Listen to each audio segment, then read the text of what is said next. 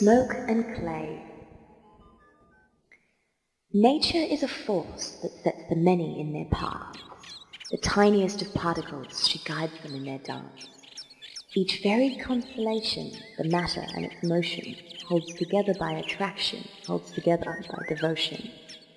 Two unlikely friends now take the center of our stage. One is made of smoke, while the other is of clay. And though their many differences could cause us much concern, nature always guides us to the lessons we must learn. He was stable substance, and by sun and earth was born. Beauty draped in permanence, he held a perfect form. Meticulous in nature, he would study all he saw and modelled reproductions which were free from any flaw. But everything he modelled lacked a vital living spark, and in his loneliness he felt his heart was growing dark. Until one day, upon the breeze, came the smoke-made girl, and the boy believed he'd never seen such beauty in the world. She was of a vaporous, ethereal design, crystal-coloured tendrils that could float and twirl and wind. She delighted in the motions of all the things she found. She would roll herself around them in a crystal-coloured cloud.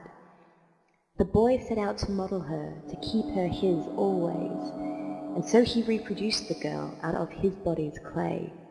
And when the form was finished, he invited her to try to settle into this new skin and move it from inside.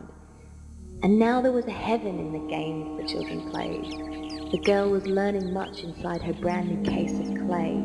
She looked out on the world with an ecstatic separateness, a world that she could now affect, a world of permanence.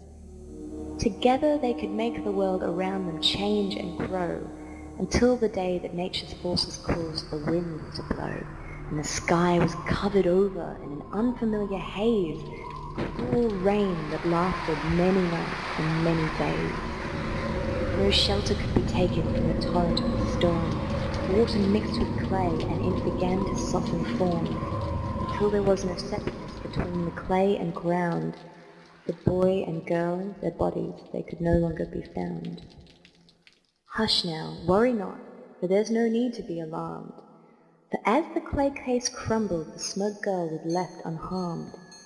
It is always easy to confuse the shell and core. The clay had been to her merely a garment that she wore. Now the girl realized she'd lost her only friend, for with the clay the little boy had met his early end, and as a cloud she dove into the place where he now lay, to capture any part of him, to rescue any trace. She collided with the smoke of him and wrapped herself around, until she held the smoke of him completely in her cloud. From memory she made the boy into his shadow's form, separate now from the clay, into the world they were reborn.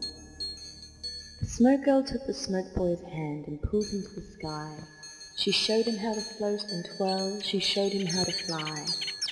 The girl now knew the value of the temporary frame. The boy now understood that nothing ever stays the same. Two unlikely friends were at the center of our stage. One was made of smoke and the other was of clay. And though their many differences could cause us much concern, nature always guides us to the lessons we must learn.